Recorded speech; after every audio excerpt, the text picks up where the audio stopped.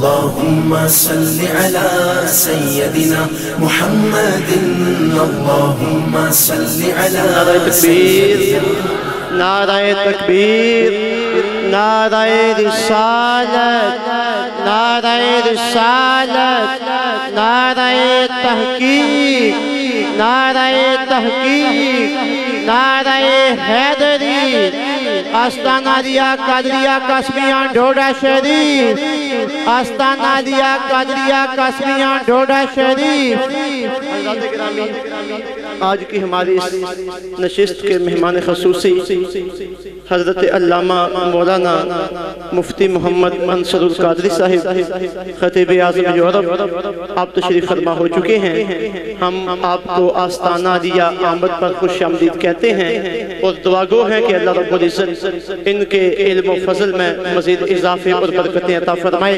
اب بلا تخیر میں قبلہ مفتی صاحب کی خدمت میں عرض کروں گا کہ آپ اپنے نورانی آواز سے ہمارے قلوب و اذہان کو مستفید فرمائے۔ نعرہ تکبیر، نعرہ رسالت، آستانہ دیا قادریہ قاسمیہ ڈھوڈا شریف۔ نحمدہ ونصلی ونسلم علی رسولہ الکریم، اما بعد فاعوذ باللہ من الشیطان الرجیم، بسم اللہ الرحمن الرحیم۔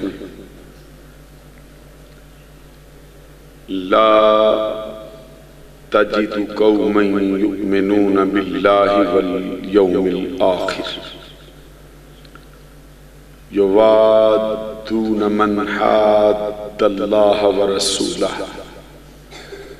لو كانوا آباءهم أو أبناءهم أو إخوانهم أو عشيرتهم أولئك كتب في قلوبهم الإيمان وأيدهم بروح منه ويدخلهم جنات تجري من تحتها الأنهار خالدين فيها رضي الله عنهم ورضوا عنه أولئك حزب الله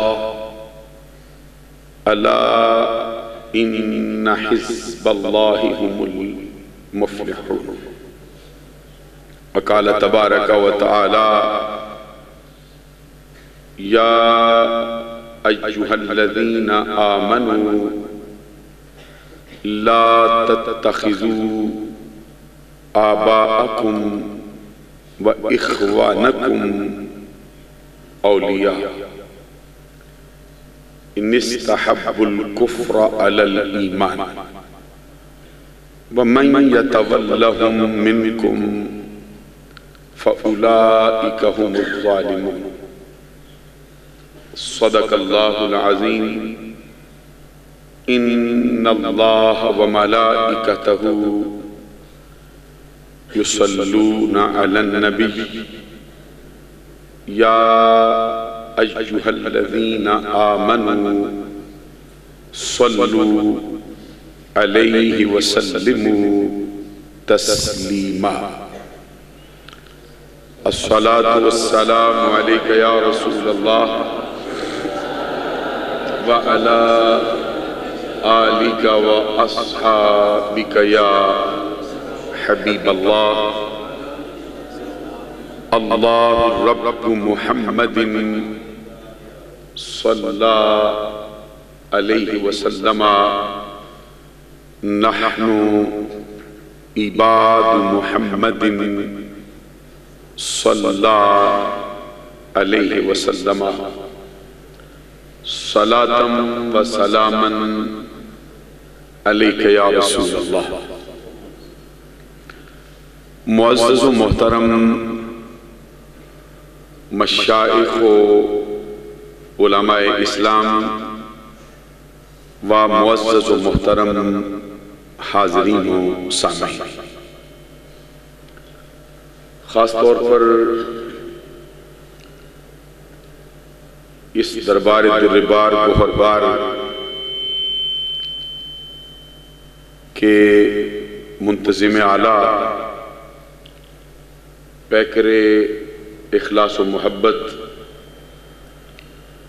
کشتہ عشق پیر و مرشد محترم المقام جناب الحاج امانت علی صاحب قادری قاسمی دامت برکاتہم العالیہ والقدسیہ، اور اس دربار دربار گوہربار کے خادم خاص استاد الحفاظ والقراء محترم المقام حضرت مولانا قاری محمد بشیر صاحب قاسمی قادری دامت برکاتہم العالیہ والقدسیہ، اور مہمان خصوصی قائد اہل سنت زبدۃ الحکماء محترم المقام حضرت صاحبزادہ حکیم افتخار علی صاحب نورانی رضوی دامت برکاتہم العالیہ والقدسیہ۔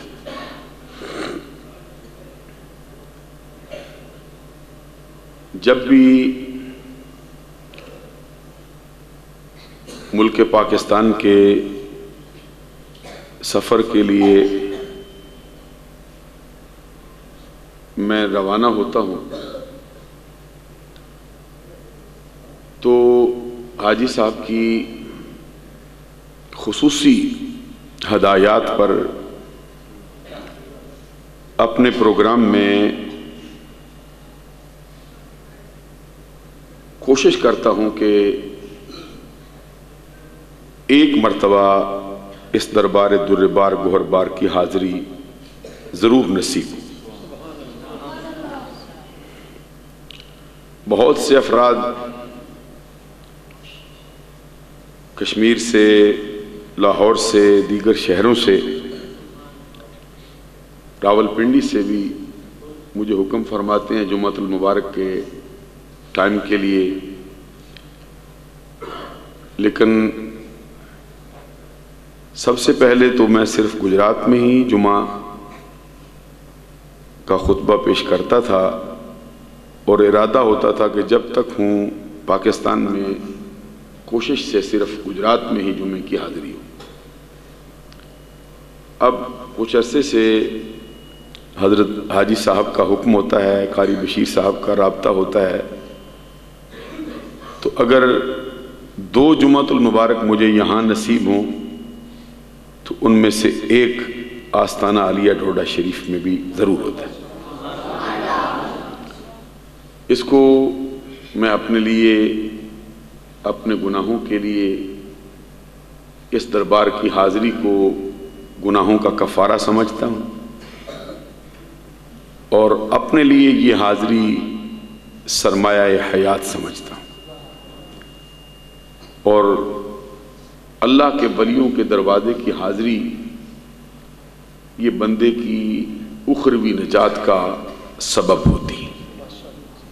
میری دعا ہے کہ اللہ تبارک و تعالیٰ اس دربار دربار گوہربار کو، آستانہ عالیہ قاسمیہ قادریہ ڈھوڈا شریف کو قیامت تک، بلکہ بعد از قیامت بھی اسی طرح فیض عطا کرنے والا فرمائے، اور اس کی رونقوں کو بحال رکھے۔ جس طرح مشائخ ڈوڈا شریف نے اور آپ ان کے جو تمام خدام اور ان کے مریدین ہیں، انہوں نے اپنا خون جگر پیش کر کے جس طرح اس آستانے کی رونقوں کو بحال رکھا ہے، اللہ تبارک و تعالی آنے والے ہر دن میں اس کو جلانیاں عطا فرمائے اور دن دگنی رات چگنی اس آستانے کا جو ترقی کا سلسلہ ہے وہ بڑھتا ہی رہے۔ مجھے کچھ موضوعات کی طرف اشارہ فرمایا حاجی صاحب کے دست راست قاری صاحب نے۔ میں نے اپنے طور پر بھی کچھ ذہن میں راستے میں آتے آتے میرا خیال تھا کہ یہ مضمون میں بیان کروں گا، قریب قریب اسی سے ملتا جلتا ہے۔ آپ کو معلوم ہے کہ یہ مبارک اور مقدس مہینہ سفر المظفر کا ہے، اسلامی سال کے مہینوں کی ترتیب کے اعتبار سے اس کا دوسرا نمبر ہے۔ اس کے بعد جو مبارک مہینہ جلوہ فرما ہوگا وہ ربیع الاول شریف ہے، اور آپ کو معلوم ہے کہ ربیع الاول شریف کے مہینے کو، اس کی گھڑیوں کو یہ شرف حاصل ہے کہ اس میں ہمارے آقا صلی اللہ علیہ وسلم کی پیدائش مبارک ہوئی، اور پورے عالم اسلام میں حضور نبی اکرم صلی اللہ علیہ وسلم کی آمد کی جو خوشی ہے اس کو تازہ کرنے کے لیے بڑے زور و شور سے محافل اور مجالس کا انعقاد ہوتا ہے۔ اس سے پہلے جو مہینہ گزرا ہے وہ محرم الحرام ہے۔ یہ ایسے مہینے ہیں جن سے عام طور پر ہمارے اہل سنت کے سننے والے افراد جو عنوانات ہوتے ہیں، جو مضامین ہوتے ہیں، قریب قریب ان کی نزاکت سے آگاہ ہوتے ہیں کہ کس طرح کے مضامین ان مہینوں میں ہونے چاہیے۔ سفر المظفر میں عام طور پر ہمارے ہاں اولیاء کاملین کا تذکرہ زیادہ تر ہوتا ہے۔ اس کی وجہ یہ ہے کہ بر صغیر پاک و ہند میں بہت سے بزرگ ایسے ہوئے ہیں جن کے وصال مبارک اسی مہینے میں ہوئے، اور خاص طور پر داتا گنج بخش علی حجویری رضی اللہ تعالیٰ عنہ، ان کا عرس مبارک بھی اسی مہینے میں منایا جاتا ہے۔ پھر سلسلہ عالیہ نقشبندیہ میں مجدد الفسانی رضی اللہ تعالیٰ عنہ، امام ربانی، ان کا عرس بھی ہوتا ہے، اور پھر امام اہل سنت امام احمد رضا جو مجدد ملت اور اہل سنت کے نظریے کے محافظ ہیں، ان کا عرس بھی اسی مبارک مہینے میں ہوتا ہے۔ تو عام طور پر یہ تینوں ہستیاں جو ہیں ان کے آراس جو ہیں وہ مجالس میں، محافل میں، جمعۃ المبارک کے خطبات میں انہی عنوانات پر جو ہے وہ گفتگو کی جاتی ہے۔ میں بھی کوشش کروں گا کہ تھوڑا تھوڑا حصہ اس کا شامل کروں۔ اس مہینے کی 19 تاریخ کو حضرت داتا گنج بخش علی حجویری رضی اللہ تعالیٰ عنہ کا وصال ہے۔ اس مہینے کی 25 تاریخ کو امام اہل سنت اعلیٰ حضرت امام احمد رضا رحمۃ اللہ علیہ کا وصال ہے۔ اس مبارک اور مقدس مہینے کی 28 تاریخ کو حضور مجدد الفسانی رضی اللہ تعالیٰ عنہ کا وصال ہے۔ میں نے جو قرآن مجید کی آیات پڑھی ہیں 2 مقامات سے، ایک تو 28ویں پارے کی جو پہلی سورہ مبارکہ ہے، سورہ مجادلہ کی آخری آیت، اس کے بعد پھر میں نے سورہ توبہ سے جو 10ویں پارے میں بڑے قرآن مجید کی مشہور و معروف سورہ مبارکہ ہے، اس کی ایک آیت پڑھی ہے۔ سب سے پہلے میں ان دونوں کا مفہوم مختصر سی تشریح کے ساتھ آپ کی خدمت میں پیش کرنا چاہتا ہوں۔ سورہ مجادلہ، قد سمع اللہ قول التی تجادلک فی زوجہا وتشتکی الی اللہ واللہ یسمع تحاورکما ان اللہ سمیع بصیر، اس آیت سے اس کا آغاز ہوتا ہے۔ اللہ تبارک و تعالیٰ نے نبی صلی اللہ علیہ وسلم سے فرمایا، اللہ نے اس خاتون کی جو گزارش ہے وہ سن لی، جو اپنے خاوند کے بارے میں آپ سے جھگڑا کرتی، شکوہ کرتی، باس و تکرار کرتی۔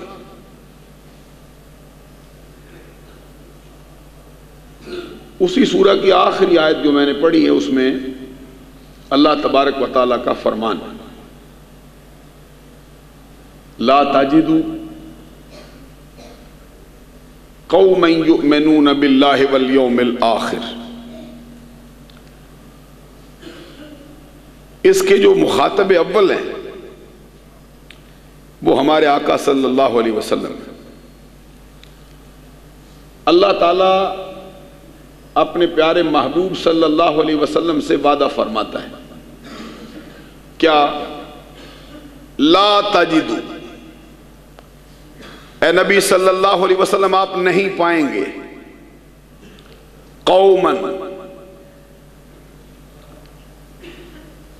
ایسی قوم کو،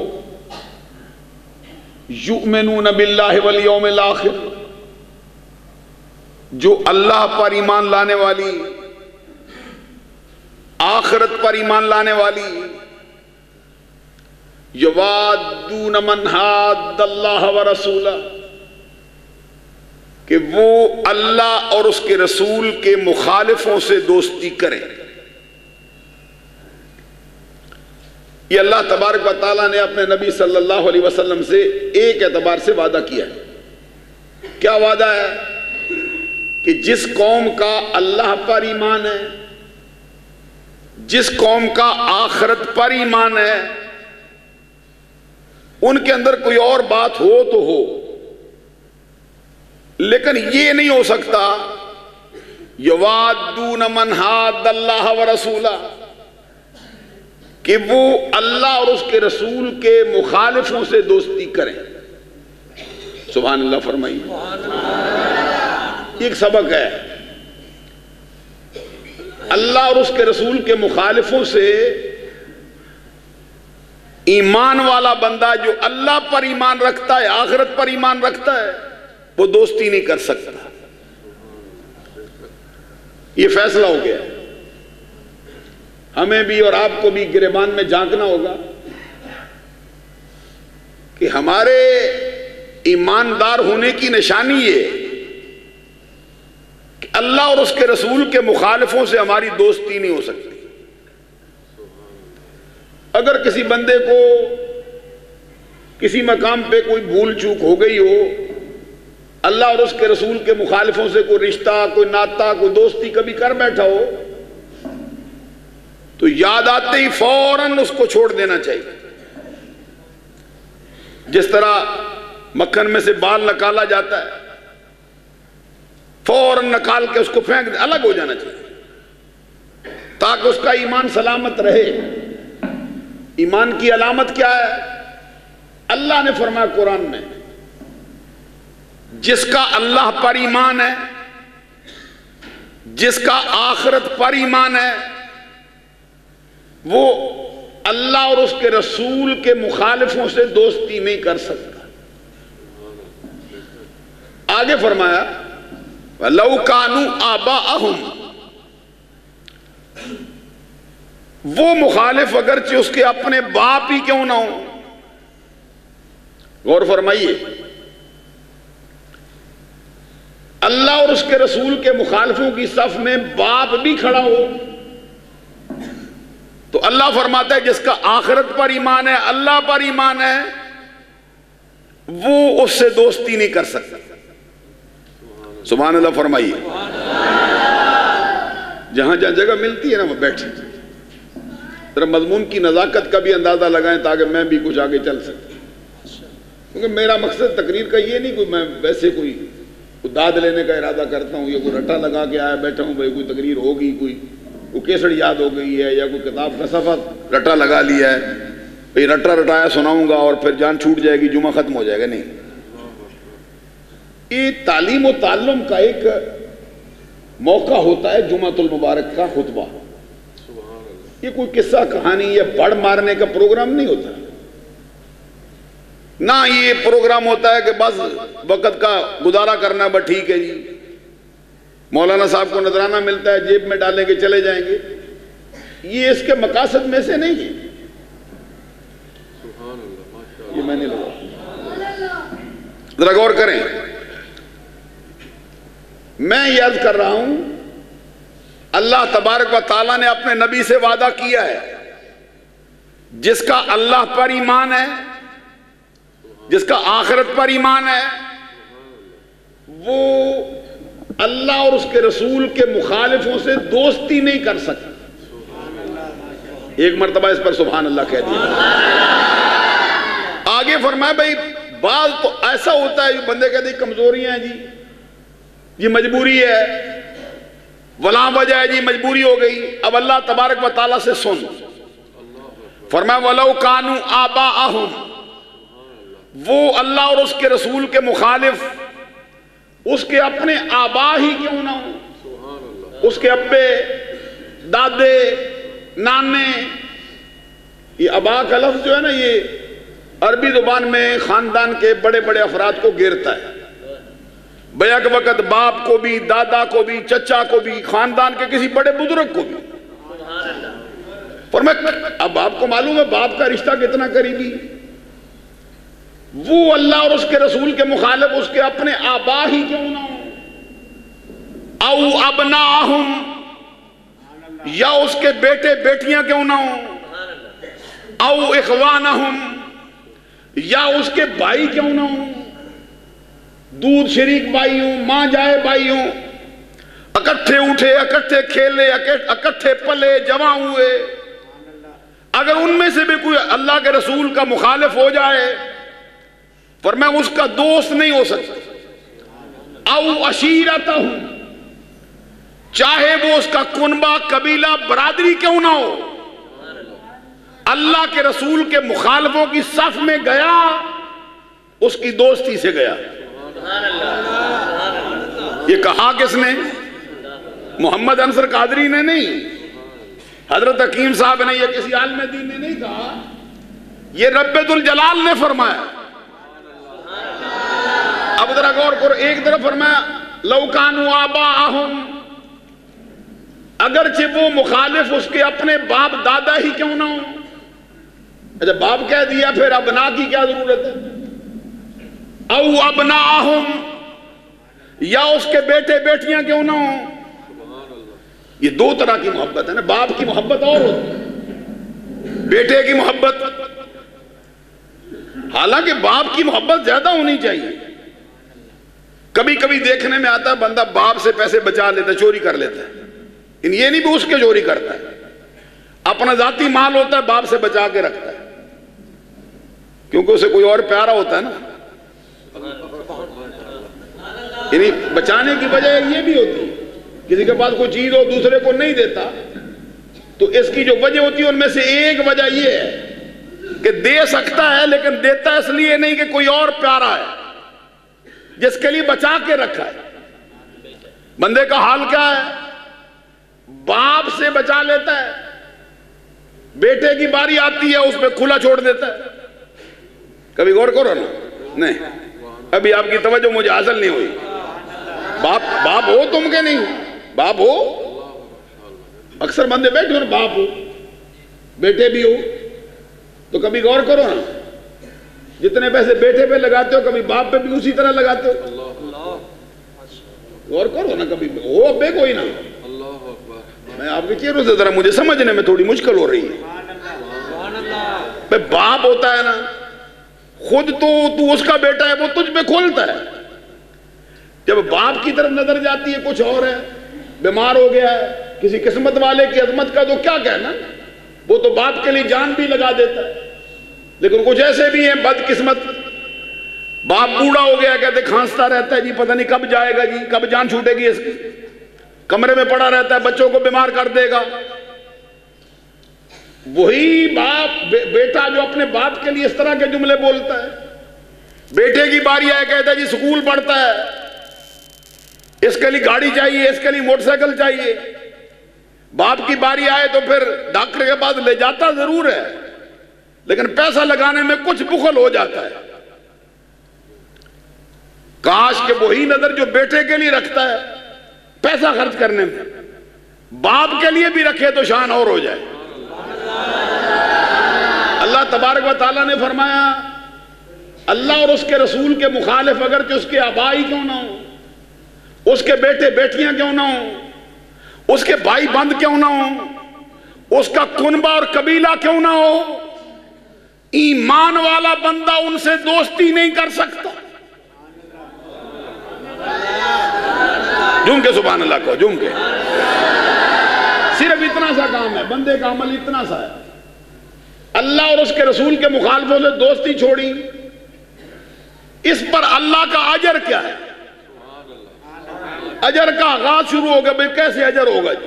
پہلا اجر سنو کیا ہے، اولئک کتب فی قلوبہم الایمان. اللہ تبارک و تعالیٰ فرماتا ہے یہ لوگ ہیں جن کے دل پہ اللہ نے ایمان نقش کر دیا ہے. اب بندے کو ایمان کی فکر ہے بھئی ایمان ضائع نہ ہو جائے، تو اللہ فرماتا ہے ایمان کی حفاظت ہمارے ذمہ آئی. کس بنیاد پر؟ کہ اللہ کے رسول کے مخالفوں سے دوستی چھوڑ دے، تیرے ایمان کے محافظ ہم ہیں، تیرے ایمان کی حفاظت ہمارے ذمہ آ گئی، تجھے فکر کی کوئی ضرورت نہیں پھر رہی. اب جو ٹھپے لگتے ہیں مورے، آپ کو معلوم ہے نا سٹیمپ اس لیے لگاتے ہیں کہ جب تک وہ چیز رہے سٹیمپ بھی رہے. بلکہ کبھی ایسا ہوتا ہے کہ چیز پھٹ جاتی ہے، مور قائم رہتی ہے. سبحان اللہ. کبھی غور کریں نا، بھئی چیز پھٹ جاتی، ختم ہو گئی، کپڑا پھٹ گیا لیکن مور ادھر لگی ہو. کپڑا پھٹتا پھٹتا پھٹ جائے، مور رہے گی. رب ذوالجلال نے فرمایا تجھے کچھ ہو بھی جائے تیرا ایمان سلامت رہے گا، کیونکہ ایمان کی حفاظت تیرے اللہ نے لے لی ہے. ٹھپا کسی کمپنی نے نہیں لگایا، رب نے آپ لگا دیا. یہ پہلا اجر ہے. دوسرا وَأَيَّدَهُمْ بِرُوحٍ مِّنْهُ. اللہ تبارک و تعالیٰ فرماتا ہے دوسرا اجر یہ ہے اپنی طرف کی روح سے اس بندے کی ہم نے تائید کروائی ہے. آسانی سے سمجھو، ہم نے اپنی طرف کی روح کو اس بندے کی مدد کے لیے اس کے ساتھ لگا دیا ہے. ابھی پوری سمجھ نہیں آئی آپ کو میں کیا کہتا ہوں. اور میں اس بندے کا مددگار کون ہے؟ بھئی 2-4 بندے ہیں، 8-10 افراد ہیں. مولانا صاحب اس کے مددگار ہیں، خطیب صاحب اس کے مددگار ہیں، پورا علاقہ مددگار ہے، پاکستان مددگار ہے. فرمایا نہیں، یہ ہو نہ ہو ان کی مرضی. وَأَيَّدَهُمْ، توجہ کرو، وَأَيَّدَهُمْ بِرُوحٍ مِّنْهُ. ان کی مدد کے لیے اپنی طرف سے روح کو ہم نے پیش کیا ہے. روح کے بارے میں جو مفسرین کے اقوال آئے ہیں، جیسے فرمایا تنزل الملائکۃ والروح. جب شب قدر ہوتی ہے فرشتے اترتے ہیں اور روح اترتی ہے. بعض نے کہا یہ روح کوئی فرشتہ ہے، قول ہے یہ روح کسی فرشتے کا نام ہے وہ آتا ہے. جمہور کا قول ہے کہ روح سے مراد روح القدس ہے. روح القدس کون؟ جبریل امین. اگر وہی معنی روح القدس کا یہاں مراد ہو تو رب کہتا ہے جو محمد عربی کے مخالفوں سے دوستی چھوڑے اس کے دل پر ایمان کی مور ہم لگاتے ہیں اور اپنے فرشتے جبریل کو اس کا مددگار بنا دیتے ہیں. جا اس کی مدد کرے، وہ مدد کرے گا. ذرا سمجھنے کی کوشش کرو میرے ساتھ. اب جبریل امین کی عظمت کا حال کیا ہے؟ حدیث میں ایک مرتبہ بارگاہ رسالت میں جبریل آئے نا تو سورج کی ایک کرن بھی سرکار تک نہیں پہنچ رہی تھی. پورے افق پر ایسے افق ڈھانپا گیا, گٹھا ٹوپ ہو گیا, اندھیرا چھا گیا. سرکار نے فرمایا جبریل یہ کیا ہوا ہے؟ بارگاہ رسالت میں حاضر ہوئے نا, اور کبھی ایسا ہوتا تھا آتے تھے نا تو چونکہ رب کا پیغام لاتے تھے تو سرکار تھوڑی سختی کرتے تھے. ذرا غور کرو اسٹوڈنٹ سارے طالب علم ہوں, میں بھی طالب علم ہوں آپ کے ساتھ.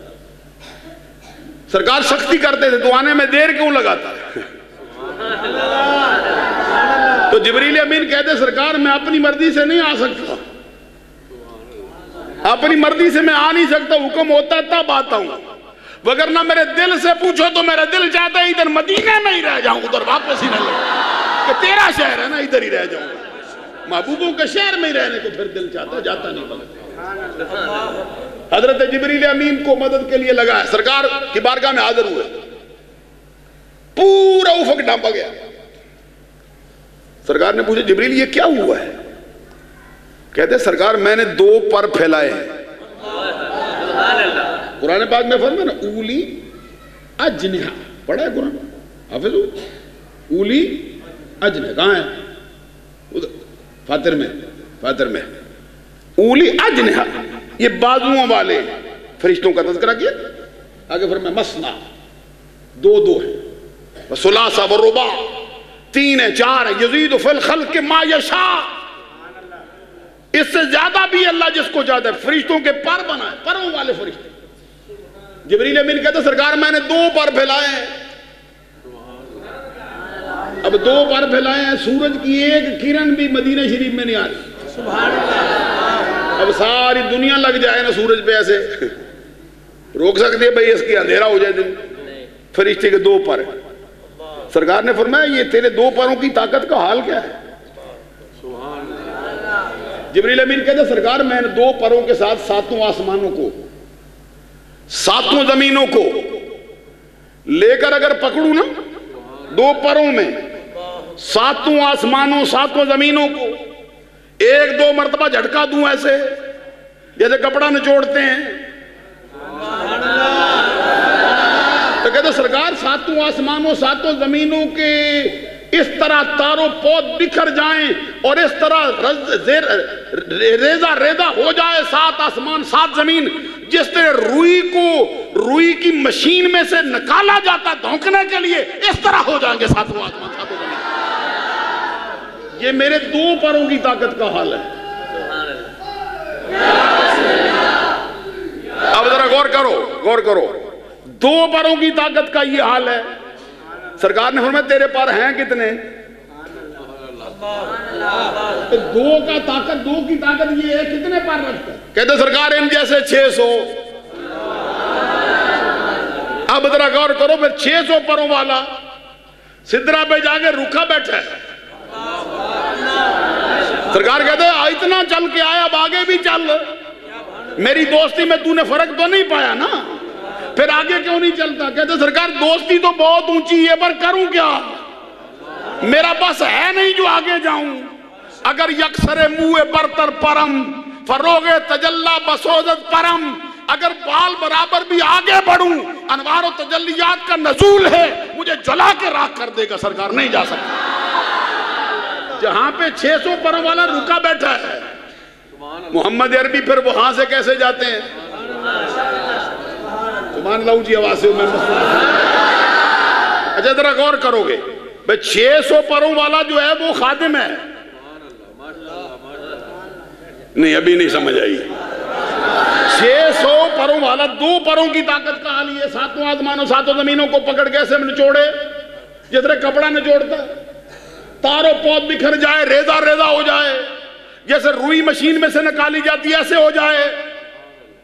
اس کے 600 پروں, تو 600 پروں والا جس دروازے کا خادم ہو, اس دروازے کے گھر کے مالک کا حال کیا ہوگا, کیا طاقت ہوگی؟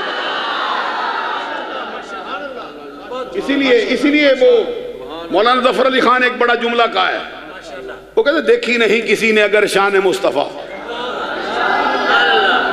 دیکھی نہیں کسی نے اگر شان مصطفیٰ، دیکھے کہ جبرائیل ہے دربان مصطفیٰ.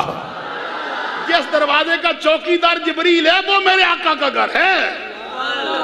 اور حسن رضا صاحب تو کہتے ہیں بے اجازت جن کے گھر میں جبریل بھی آتے نہیں. یہ بادشاہ صاحب نے بڑا جملہ بولا، کہتے جبریل، میں پڑھ رہا تھا جبرائیل، تو یہ لفظ قرآن کی قرآت میں جبریل ہے، قرآن مجید کی قرآت میں یہ جبریل ہے. کیا ہے؟ جبریل. بعض لوگ کہتے ہیں جبرائیل صحیح نہیں، یہ ان کی خطا ہے، کیونکہ لسان العرب نے علامہ منظور افریقی نے، جمال الدین ابن مکرم منظور افریقی نے جبریل کے لفظ کی 11 قراتیں نقل کی. قرآن کی قرات میں جبریل ہے، یہاں سے کھل جاتے ہیں. تو وہ کہتے ہیں بے اجازت جن کے گھر میں جبریل بھی آتے نہیں، دروازے پہ کھڑے رہتے.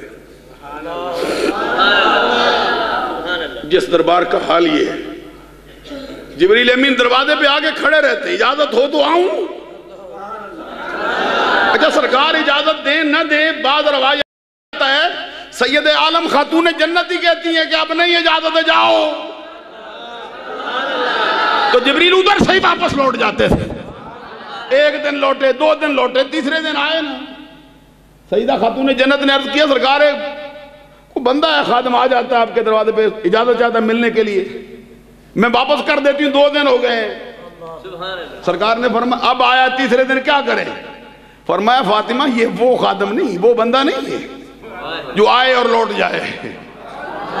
یہ وہ ہے جو آتا ہے تو ماؤں کو بغیر بچوں کے کر جاتا ہے، جو آتا ہے تو بیویاں بیوہ ہو جاتی ہیں، عورتیں آتا ہے تو بچے یتیم کر جاتا ہے. یہ تو تیرے بابا کے دربار کا حال ہے کہ لوٹ جاتا ہے جب تو کہتی ہو.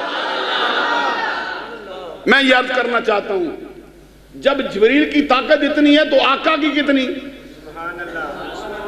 ابھی سمجھ نہیں آئی. حضرت علامہ امام نبھانی نے لکھا ہے جامع کرامات اولیاء میں، وہ کہتے ہیں انما خلق جبرائیل لخدمت النبی صلی اللہ علیہ وسلم. کہتے سچ تو یہ ہے کہ جبریل کو تو پیدا ہی ہمارے آقا کی خدمت کے لیے کیا گیا ہے، اس کا کوئی مقصد ہی نہیں. اور لوگوں کی پیدائش کے مقاصد ہوتے ہیں، جبریل کی پیدائش کا مقصد محمد عربی کے دربار دربار کی دربانی ہے، غلامی ہے.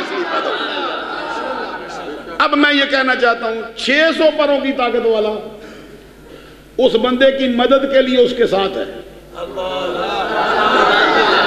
کس کے ساتھ ہے؟ ابھی نہیں سنی آپ نے. کس کے ساتھ ہے؟ جس نے رسول اللہ کے مخالفوں سے رشتہ چھوڑا. بس اتنی سی بات پہ اجر دیکھو. عجب بندے جس کو آپ دیکھتے ہیں سرکار کے مخالفوں سے دوستی چھوڑ گیا ہے، سارا گاؤں آ گیا تھا چھوڑ یار تو کیا کرتا ہے، اچھا بھلا رہتا تھا تو، اب دشمنی مول لے لی ہے، تجھے مارنے آئیں گے، تیرا راستہ روکیں گے، تیرے خلاف تھڑے بیٹھیں گے، تو کیا کرے گا؟ ایمان سے کہو جس کے دل میں اللہ کے رسول کی محبت ہو، زمانے کا کوئی بندہ اس کا راستہ روک سکتا ہے؟ کیوں روکے کہ جبریل اس کا مددگار ہے نا. ابھی میں نہیں سمجھا سکا ہوا، آگے بھی سنو اللہ کیا کہتے ہیں. یہ آیت کا ترجمہ ہو رہا ہے. اللہ تبارک و تعالیٰ فرماتا ہے یہ تو 2 وجہ ہیں دنیاوی. ایک یہ ہے کہ ایمان سلامت رہے گا. اونچی آواز سے سبحان اللہ. پہلا اجر یہ ہے کہ ایمان سلامت رہے گا. دوسرا اجر یہ ہے کہ جبریل اس کا مددگار ہوگا. ایمان کی سلامتی چاہتے ہو نا، تو پھر ایک راستہ رب نے بتا دیا، اللہ اور اس کے رسول کے مخالفوں سے رشتہ چھوڑ دو، ایمان محفوظ ہو جائے گا. جبریل اس کا مددگار ہوگا. آگے فرمایا آخرت میں کیا اجر دیں گے؟ خالدین فیہا یدخلہم جنات تجری من تحتہا الانہار. اللہ فرماتا ہے اخروی اجر یہ ہے کہ اس کا داخلہ جنت میں فرمائیں گے. ایسی جنت ہے جس کے نیچے نہریں بہ رہی ہیں، نہریں بہ رہی ہیں. تو پھر جب بندے کو کوئی مرتبہ ملتا ہے نا، پھر خیال ہوتا ہے بھئی کہیں زوال نہ ہو جائے. زوال آ جائے جی کہیں، وہ بڑی زور سے مجھے پرائم منسٹر بنایا تھا، اب زوال کا حال آ گیا، کوئی بندہ آ گیا جی، کوئی بندے بیچ میں پڑ گئے جی، اس کے خلاف کوئی پروگرام لاؤ، بندہ گرا کے اندر مر گیا، چلو جی ایک چھوٹا، دوسرے کو بڑے زور سے لائے، وہ بھی ڈرا بیٹھا ہے۔ ابھی غور نہیں میری بات کی طرف، کبھی میری طرف دیکھو نا میں کیا کہتا ہوں۔ بندہ ڈرا بیٹھا یہ زوال نہ آ جائے، رب کہتا ہے یہ تو لوگوں نے اقتدار دیا تھا نا، لوگوں نے اقتدار دیا تھا، کبھی اس اقتدار کی وجہ سے جیل میں پہنچا نہیں، چلتے ہو ہی نہیں، میں کیا کروں پھر، چلو ہی نہ تو، کبھی اقتدار کی وجہ سے اتر گیا جیل میں ڈالو جی، کبھی فلاں جگہ بھیجو جی، اب کرپشن ہو گئی ہے جی، اب اس کا یہ حال کرو جی، اب یہ کرو جی، یہ کرو جی۔ رب کہتا ہے یہ اقتدار دیا تھا دنیا نے، عوام کے ووٹوں سے آیا تھا، ہو سکتا ہے ایسا ہو، لیکن یہ جو مرتبہ ملا ہے رب نے دیا ہے محمد کی محبت میں، خالدین فیہا، کبھی زوال نہیں آئے گا، نہیں آئے گا، نہیں آئے گا، اس کو زوال نہیں آ سکتا۔ اچھا بات ختم ہو گئی، فرمان نہیں، آگے بھی سن، یہ مرتبہ اور ہے، خالدین فیہا، جنت میں جانا اور مرتبہ ہے، خالدین فیہا اور مرتبہ ہے، اس سے آگے بھی کوئی مرتبہ رکھا ہے ہم نے۔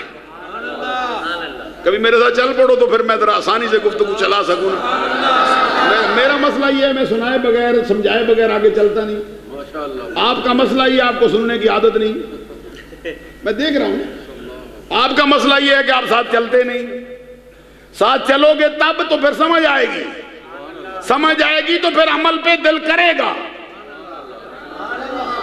آگے سنو، یہ دو مرتبے ہو گئے، پہلا مرتبہ ایمان محفوظ، دوسرا مرتبہ رب کی طرف سے روح اس کا مددگار، تیسرا مرتبہ اس کے لیے جنت، چوتھا مرتبہ جنت میں زوال نہیں، پانچواں مرتبہ سنو، اچھا جنت میں جانے کے بعد زوال نہ ہونے کی ضمانت مل جانے کے بعد پھر کوئی مرتبہ باقی ہے؟ جنت میں جانے کے بعد بھی کوئی مرتبہ رہتا ہے؟ اب سنو آگے حضرات، آگے فرمائے ایک مرتبہ اور ہے، رضی اللہ عنہم وردوا عنہ، اس کا مفہوم سمجھانے سے پہلے وہ جو مشہور بات ہے نا جس میں کہتے ہیں حضرت رابعہ بصریہ رضی اللہ تعالیٰ عنہ کو دیکھا لوگوں نے کہ چہرے پہ بڑا غضب تھا، ایک ہاتھ میں آگ رکھی ہوئی تھی ایسے، دوسرے ہاتھ میں پانی کا پیالہ رکھا ہوا تھا، تیزی سے جا رہی تھی۔ کسی نے پوچھا امی جان کدھر جاتی ہو؟ فرمایا دل چاہتا ہے وہ لوگ جو جنت کے لالچ میں عبادت کرتے ہیں، جو دوزخ کے ڈر سے کرتے ہیں، میرا دل چاہتا ہے میں اس آگ سے جنت کو جلا دوں، اس پانی سے دوزخ کو بجا دوں، تاکہ نہ رہے بانس نہ بجے بانسری، پھر جو بھی کوئی اللہ کرے اللہ کے لیے کرے، نہ جنت کا لالچ رہے نہ دوزخ کا ڈر رہے، صرف رب کی رضا ہی رہے۔ اچھا اس پر کچھ ہستیوں نے اعتراضات بھی کیے ہیں، خاص طور پر مجد الفسانی نے کہا یہ جملہ صحیح نہیں، لیکن ہمارے پیر نے جو لکھا نا جس انداز میں وہ بھی سنو، وہ کیا لکھا، امیر عبد الواحد بالگرامی 450 برس پہلے، یہ بھی اپنے زمانے کے مجدد ہیں، وہ کہتے ہیں کہ حضرت رابعہ بصریہ رضی اللہ تعالیٰ نے دعا مانگتی تھی، اللہ کی بارگاہ میں عرض کرتی تھی مولا اگر میں نے عبادت کی ہو جنت کے لالچ میں، سنو، اگر میں نے عبادت کی ہو جنت کے لالچ میں پھر جنت مجھ پہ حرام کر، اگر میں نے عبادت کی ہو دوزخ کے ڈر سے پھر مجھے جہنم میں جلا کے راکھ کر، اگر میں نے جنت کا لالچ بھی نہ رکھا ہو دوزخ کا ڈر بھی نہ رکھا ہو، صرف تیری رضا کے لیے کیا ہو، پھر مجھے اپنے دیدار سے محروم نہ کر دے مجھ کو۔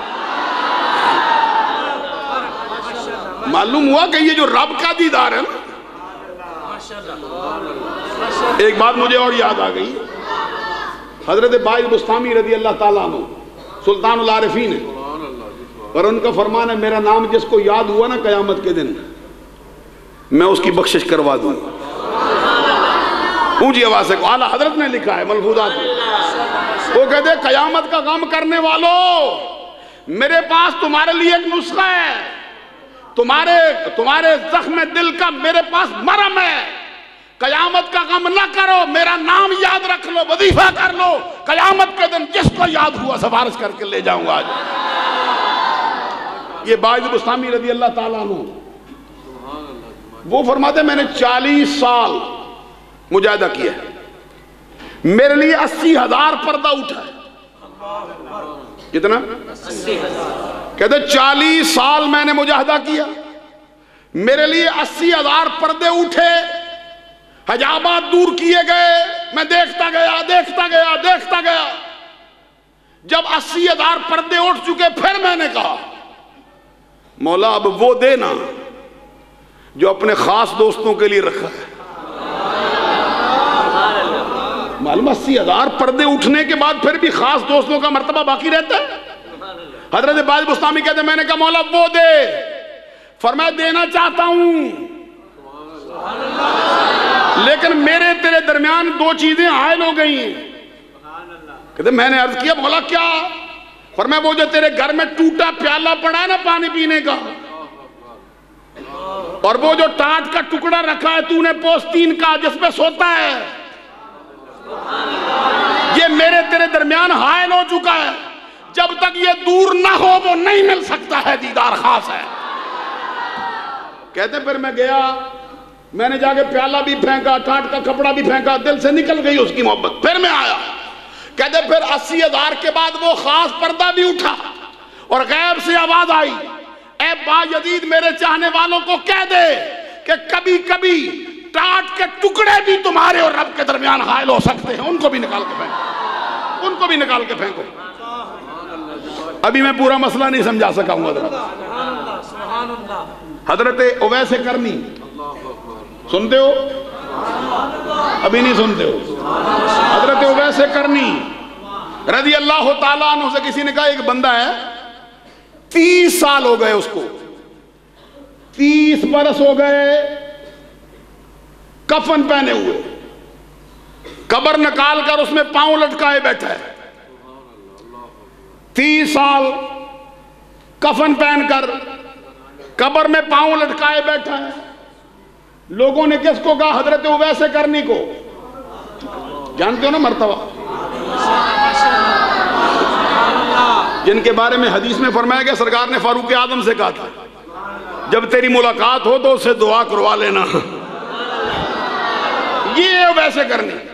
سرکار نے فرمایا قیامت کا دن آئے گا اس اویس کرنی کی وجہ سے 70,000 میرے امتی 70,000 بلا حساب و کتاب بخشے جائیں گے، اور صرف اس پر بس نہیں ہوگا، ان 70,000 میں سے ہر ایک کے ساتھ 70,000 اور لگا دیں گے، جا لے جائیں ان کو۔ ان ویسے کرنی سے کہا اب 30 سال ہو گئے، بندے نے کفن پہنا ہے، قبر میں پاؤں لٹکائے بیٹھے، مسکرا پڑے، فرمایا مجھے اس کے پاس لے چلو نا، میں اس کو بتاؤں راستہ کیا ہوتا ہے۔ جب آئے مسکراتے ہوئے قریب آئے، فرمایا کتنی دیر ہو گئی ہے قبر پہ بیٹھے، پاؤں لٹکائے ہوئے، کفن پہنے ہوئے؟ اس نے کہا حضور 30 برس ہو گئے ہیں۔ تو فرمایا 30 سالوں کے درمیان تیرے اور اللہ کے درمیان شے کون سی ہے جس نے تجھ کو اللہ سے دور رکھا ہے؟ وہ کہتا ہے حضور مجھے تو سمجھ نہیں آتی۔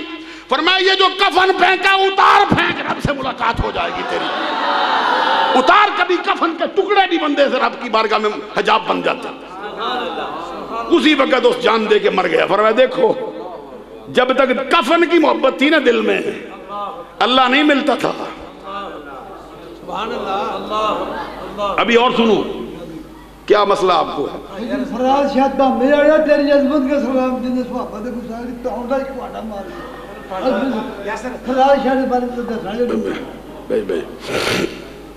حضرات سنیے ذرا میری بات،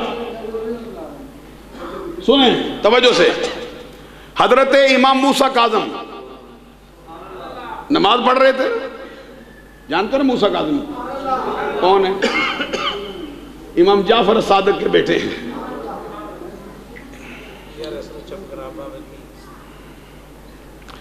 حضرت امام جعفر الصادق کے بیٹے جعفر صادق حضرت امام باقر کے بیٹے، حضرت امام باقر امام زین العابدین کے بیٹے، امام زین العابدین امام حسین کے بیٹے، امام حسین حضرت علی شیر خدا کے بیٹے، یہ حضرت موسیٰ کاظم. ذرا غور کرو نا، باپ کون سا، دادا کون سا، پردادا کون سا، خود زمانے کا امام، وقت کا غوث، وقت کا قطب، نماز پڑھ رہے تھے. لوگوں نے آگے سے گزرنا شروع کر دی. ایک ادھر جا رہا ہے، ادھر جا رہا ہے، ادھر جا رہا ہے، ادھر جا رہا ہے. اللہ والے تھے تو کچھ علماء حضرات تھے، وہ آپ کی خدمت میں حاضر ہوئے. کہتے دور کتنے نادان ہیں یہ لوگ. فرمایا کون؟ کہ جو آپ کی نماز جب کھڑے ہوتے تو آگے سے گزرتے رہتے. تو فرمایا پھر کیا ہوتا ہے جی؟ وہ کہتے ہیں حضور آپ کی نماز میں خلل آتا ہے. ذرا غور کرو، خلل آتا ہے. وہ کہتے ہیں یہ خلل تمہیں نظر آتا ہے نا، کیونکہ تم ان کو قریب دیکھتے ہو، اللہ کو دور. میں جو نماز پڑھ رہا ہوں مجھے اللہ قریب نظر آتا ہے، یہ دور نظر آتے ہیں. کدھر آئے بیٹھے، یعنی اللہ کے قرب کا معاملہ اور ہے.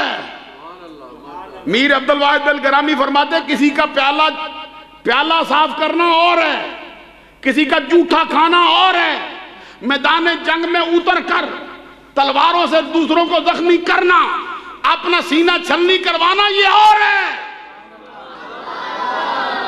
میں بات کرتے کرتے آگے نکل گیا تھا. فرمایا جنت بھی دے دیے، اس کے اندر نعمتیں بھی دے دیے، اس کے اندر زوال نہ ہونے کا وعدہ بھی کر لیا ہے. ابھی اپنے خاص دوستوں کا محل باقی ہے.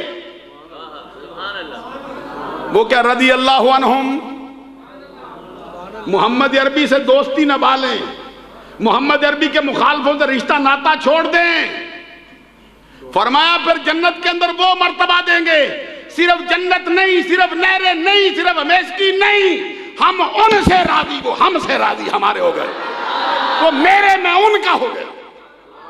بات کتنی سی، بات کتنی سی حضرات، بات کتنی سی، عمل کتنا سا. صرف اللہ اور اس کے رسول کے مخالفوں سے دوستی چھوڑو. آگے سنو، آگے اللہ فرماتے پھر آگے ایک اور انعام بھی ہے.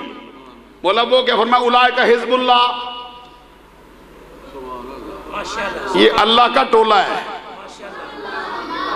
نہ مسلم لیگ کا ٹولہ ہے، نہ پی پی کا ٹولہ ہے، نہ پی ٹی آئی کا ٹولہ ہے، نہ کسی مذہبی جماعت کا ٹولہ ہے، نہ کسی غیر مذہبی کا، نہ سیاسی کا.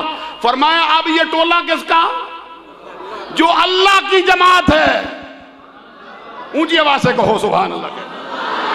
آگے فرمایا الا ان حزب اللہ هم المفلحون، جو ٹولہ دنیا میں کامیاب، قبر میں کامیاب، آخرت میں کامیاب، وہ صرف اللہ کا ہی ٹولہ ہے، دوسرا کوئی نہیں. عمل کتنا سا، ابھی میں نہیں سمجھا سکتا. عمل کتنا، صرف عمل اتنا، اللہ اور اس کے رسول کے مخالفوں سے دوستی چھوڑ. اجر کا اندازہ لگا. اس کا جو مصداق اول ہے صحابہ کرام ہیں. سنو، حضرت ابو عبیدہ بن جراح، یہ صحابی ہیں عشرہ مبشرہ میں سے. ایک ہیں عبیدہ بن حارث، یہ ہیں وہ جو میدان بدر میں سب سے پہلے شہید ہوئے، سرکار کے چچا کے بیٹے عبیدہ بن حارث. ان کی نسل اہل بیت. یہ ہیں ابو عبیدہ بن جراح. وہ کہتے ہیں میدان احد میں، احد کا میدان لگا، بدر کے بعد احد ہوئی ہے، احد کے بعد پھر خندق ہوئی ہے، جنگیں چلی. کہتے ہیں احد کے میدان میں تلوار چلا رہا تھا. کہتے ہیں میں نے دیکھا ایک بابا میرے سامنے آیا. کہتے ہیں میں جان بوجھ کے کبھی ادھر ہوتا کبھی ادھر ہوتا، تلوار ادھر کرتا. کہتے ہیں پھر لڑکھڑاتا آگے جو میرے عمر سے بڑا تھا. کہتے ہیں میں بڑی مرتبہ تلوار بچائی اس کو کہ نہ لگے. کہتے ہیں بالآخر میری تلوار اس پہ چل لی گئی اور میں نے سر پہ ماری نہ، پاؤں تک چلی گئی. تو دو کھان ہو کے بندہ گرا نا. وہ جو میری تلوار سے میرے ہاتھوں سے مرا کون تھا؟ کہتے ہیں میرا ابا. نہیں میں نہیں سمجھا سکا. صحابہ کرام نے اپنے باپ کو مارا میدان جنگ میں، کیوں؟ محمد عربی کا مخالف ہے. فرمایا نہیں رشتہ رکھتا ہوا. حضرت صدیق اکبر رضی اللہ تعالیٰ عنہ کے بیٹے حضرت عبد الرحمن بن ابی بکر جب مسلمان ہو گئے نا، میدان بدر میں مسلمان نہیں ہوئے تھے. اب ذرا غور کرو نا، میدان بدر میں ادھر تھے عبد الرحمن بن ابی بکر بھی، بڑے بڑے صحابہ کر سرکار کے اپنے خاندان کے بندے بھی ادھر تھے. حضرت عقیل ادھر تھے، حضرت عباس ادھر تھے، حکیم بن حزام ادھر تھے، اور بھی بڑی ہستیاں. حضرت عبد الرحمن بن ابی بکر اسلام لے آئے. بعد میں کسی وقت بیٹھے صدیق اکبر سے کہتے ہیں میدان بدر میں آپ میری تلوار کے نیچے آئے تھے، چاہتا تو مار دیتا. حضرت صدیق اکبر نے فرمایا پھر کہتے نہیں مجھے پھر رحم آ گیا کہ میرا باپ ہے. فرمایا تو نہ تھا، تو تھا نا، باپ کو پہچان گیا.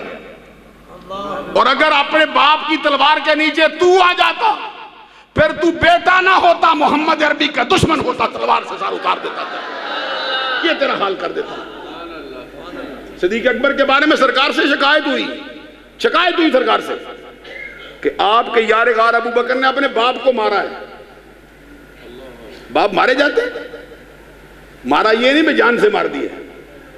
حضرت ابو قحافہ کو یہ فتح مکہ کے موقع پہ اسلام لائے. صدیق اکبر نے ایک مرتبہ سے دونوں ہاتھ جوڑ کے ان کے سینے پہ مارے زور سے. سرکار کی بارگاہ میں شکایت ہو گئی کیسا آپ کا دوست ہے، باپ کو مارتا ہے. سرکار نے طلب کر لیا، فرمایا بلاؤ ابو بکر. آئے تو سرکار نے فرمایا تجھے یہ امید نہیں تھی کہ تو باپ کو مارے گا.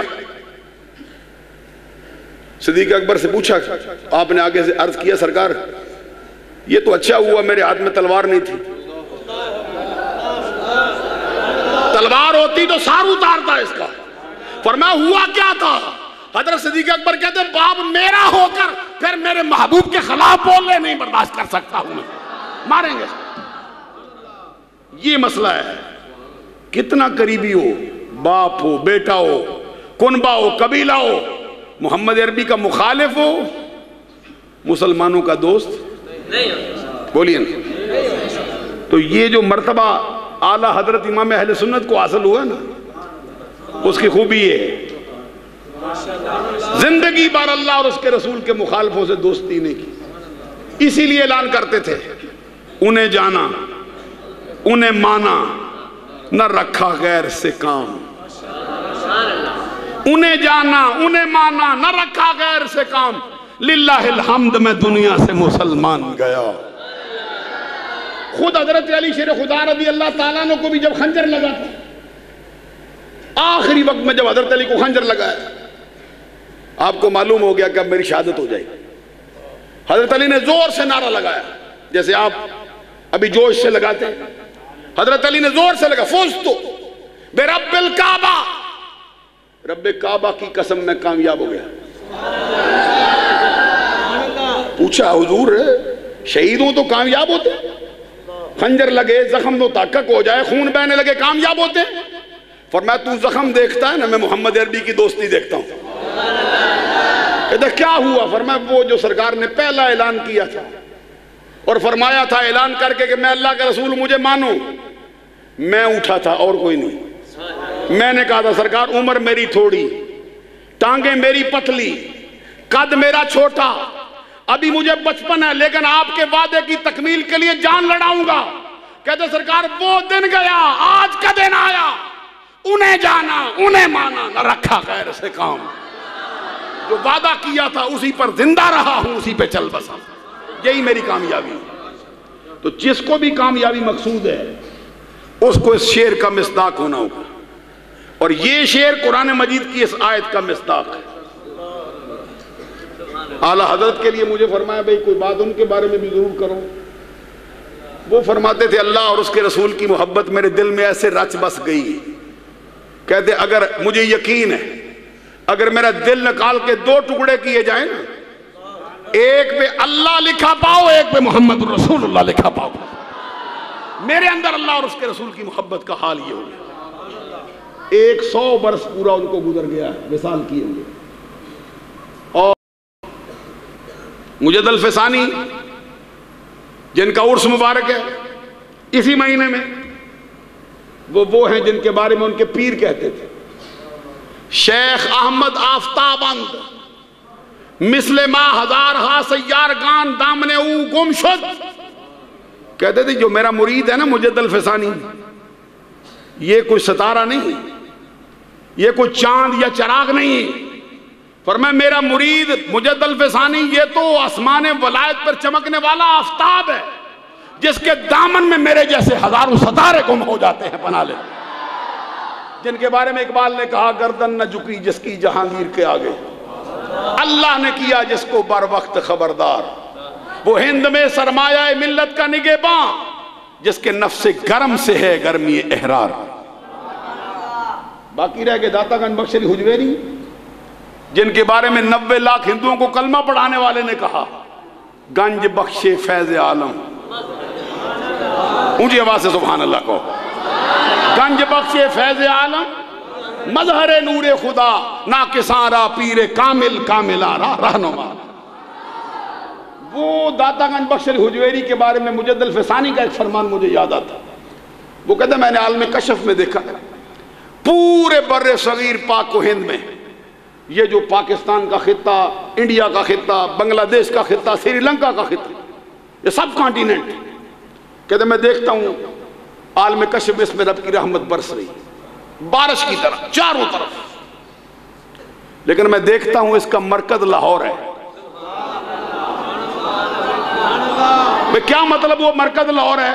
فرماتے ہیں مطلب اس کا یہ ہے میرے کشف سے مجھے یہ بات معلوم ہوئی ہے اس خطے پہ رہنے والے ولی کو جب تک داتا علی حجویری کا فیض نہ ملے مرتبہ کمال کو نہیں پہنچ سکتا ہے۔ چیشتی بھی ان کے دروازے پہ جاتے ہیں، قادری بھی ان کے دروازے پہ جاتے ہیں، نقشبندی بھی ان کے بکاری ہیں، سہروردی بھی ان کے چاہنے والے، اور علامہ اقبال رحمت اللہ علیہ نے بھی ان کے بارے میں کہا مرکد او پیر سنجر را حرم، اس سے پہلا مصرع کیا ہے؟ خاک پنجابس دم او زندہ گشت، پنجاب کی خاک جس کے دم سے زندہ ہوئی ہے، بلند آواز سے کہو سبحان اللہ، خاک پنجابس دم او زندہ گشت، مرکد او پیر سنجر را حرم، کہتے جس کی قبر مبارک خواجہ اجمیر معین الدین کی نظر میں مرتبہ وہ پیر سنجر را حرم، کیا جملہ بولوں، ڈر جاتا ہوں کہیں شرک نہ ہو جائے، فرمایا وہ حضرت خواجہ اجمیر کی نظر میں وہ بیت الحرم کا مرتبہ رکھتی ہے، اس کی قبر مبارک یہ مقام حرم کا مرتبہ رکھتی ہے، وہ داتا علی حجویری۔ عزیزان گرامی قدر، یہ سفر المظفر کا مہینہ ہے، امام اہل سنت کی یاد گھر گھر میں تازہ ہونی چاہیے، ان کے اشعار ہی پروئے جائیں نا، اور رب نے ان کو کیسی مقبولیت دی ہے۔ اہل سنت کی شاید ہی کوئی مسجد ہو جب جمعے کا اختتام ہوتا ہو تو وہاں پر اعلیٰ حضرت کا سلام نہ پڑھا جاتا، سبحان اللہ کہہ دو نا اونچی آواز سے۔ میرا ایک شعر ہے حکیم صاحب اعلیٰ حضرت کی شان میں جو میں نے لکھا ہے ان کی منقبت میں نے کہا کہ ہیں طوطیان ہند کے ادب سے برے سلام، یہ بڑے بڑے لوگوں نے لکھے نا سلام بارگاہ رسالت، ہیں طوطیان ہند کے ادب سے برے سلام، مگر زبان زد عام ہوا کلام احمد رضا۔ اعلیٰ حضرت کے کلام کو جو مرتبہ ملا ہے کسی اور کو نہیں ملا اس دھرتی۔ اللہ تعالیٰ عمل کی توفیق عطا فرمائے، اس دربار در بار گوہر بار کو اللہ سلامت رکھے۔ اور میں آخر میں یہ بات کہنا چاہتا ہوں کہ سلسلہ عالیہ قادریہ میں جو بندہ بیعت ہوا نا، حضور غوث اعظم عبد القادر جیلانی فرماتے ہیں وہ میرا مرید ہے۔ جو سلسلہ عالیہ قادریہ میں بیعت ہوا حضور غوث اعظم فرماتے ہیں وہ میرا مرید ہے، اور میں نے اپنے رب سے سفارش کی ہے مولا میرا مرید وہ دوزخ میں نہ جائے۔ رب نے میری دعا کو شرف قبولیت بخشا، فرمایا اے عبد القادر جیلانی جو تو نے مانگا ہم نے تمہیں عطا کیا۔ کہتے ہیں میں نے سوال کیا، جواب آ گیا، پھر میں خود ہی پوچھنے لگا مولا بندوں سے گناہ تو ہو جاتے ہیں پھر بچیں گے کیسے؟ سنو غور سے، بچیں گے کیسے؟ غوث اعظم عبد القادر جیلانی کہتے ہیں جواب آیا جو تیرا مرید ہوگا اس کو مرنے سے پہلے توبہ کی توفیق دے کے گناہ معاف کر دے کے جنت میں لے جائے۔ اس لیے اعلیٰ حضرت جیسی ہستی بھی کہتی ہے تجھ سے در، در سے سگ، اور سگ سے ہے مجھ کو نسبت۔ اب نسبت کا اندازہ لگا نا، تجھ سے در، در سے سگ۔ اس دربار کی طرف دیکھنا، یہ بھی انہی کے چاہنے والوں کا دربار ہے۔ تجھ سے در، در سے سگ، اور سگ سے ہے مجھ کو نسبت، میری گردن میں بھی ہے دور کا ڈورا تیرا۔ امام اہل سنت امام احمد رضا کہتے ہیں غوث اعظم عبد القادر جیلانی تم وہ ہو اور میں تمہارا وہ مرید ہوں۔ تجھ سے نسبت ہے گھر کو، گھر سے نسبت ہے دروازے کو، دروازے سے نسبت ہے اس پہ بیٹھنے والے کتے کو، اور مجھ کو نسبت ہے اس کتے سے۔ اونچی آواز سبحان اللہ کہنا غوث اعظم فرماتے کہتے تجھ سے در، در سے سگ، سگ سے ہے مجھ کو نسبت، میری گردن میں بھی ہے دور کا ڈورا تیرا۔ اس نشانی کے جو سگ ہیں نہیں مارے جاتے، نہ دنیا میں مارے جاتے ہیں، نہ قبر میں مارے جاتے ہیں، نہ حشر میں مارے جاتے ہیں۔ اس نشانی کے جو سگ ہیں وہ نہیں مارے جاتے، حشر تک رہے میرے گلے میں پٹا تیرا۔